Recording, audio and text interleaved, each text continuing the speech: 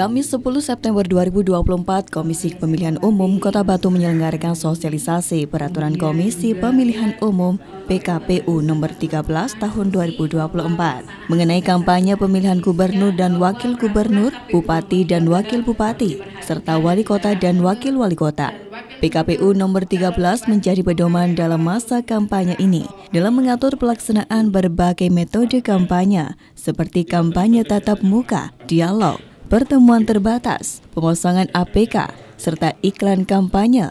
Di dalamnya juga mengatur di mana saja APK boleh dipasang dan juga seberapa besar ukurannya. Pertama di situ memang memuat tahapan-tahapan untuk penanganan mekanisme perkara pemilu. Yang pertama tentu dari pelaporan itu, mekanisme penerimaan pelaporan itu nanti diterima oleh Bawaslu pasti sebagai garda terdepan. Dari Bawaslu itu akan melakukan kajian awal. Kajian awal itu termasuk kelengkapan dokumen, baik secara formil dan material dokumen pelaporannya. Nah, setelah formulir itu dinyatakan lengkap, kajian awal itu dilakukan pertemuan pertama. Di pertemuan pertama itu dilihat apakah pelanggaran atau pelaporan ini termasuk di dalam jenis pelanggaran yang mana. Entah itu pelanggaran administratif, pelanggaran kode etik, atau pelanggaran pidana. Nah, masing-masing ini mempunyai treatmentnya yang berbeda administratif. Kalau dari Gakumdu sendiri, Gakumdu kan tentu terpusat kepada suatu penanganan tindak pidana pemilu gitu ya.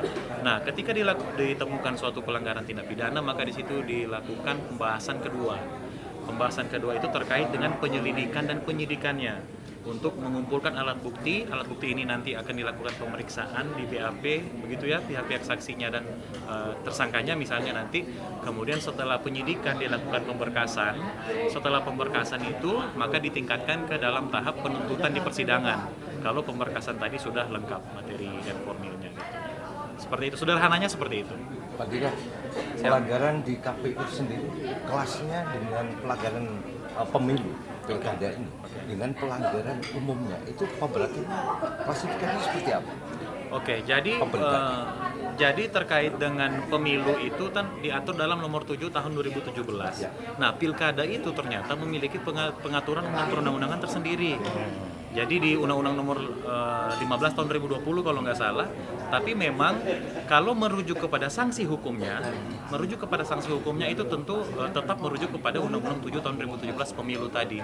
Artinya adalah ada ketentuan induknya sebagai ketentuan pidananya, namun ada ketentuan khususnya terkait dengan treatment atau penanganan di pilkada itu sendiri. Jadi lebih ringan daripada perlakuan di hukum yang sama, umumnya ya? Sama, bobotnya sama.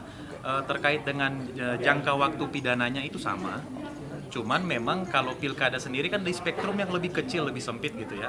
Tapi makanya dia diatur dalam undang-undang tersendiri. Ten Yuwana selaku Komisioner Divisi Hukum dan Pengawasan KPU Kota Batu menyampaikan tentang sosialisasi PKPU nomor 13 dilakukan agar seluruh rangkaian kampanye di Kota Batu berjalan kondusif, aman, lancar, dan damai. Pihak-pihak yang berhak ikut kampanye menurut ketentuan dalam pasal 6 ayat 1 dan ayat 2 serta pasal 12 ayat 1 PKPU nomor 13 tahun 2024. Di antaranya adalah parpol, paslon, gabungan parpol, tim, peserta kampanye, relawan, dan pihak lain sesuai dengan ketentuan.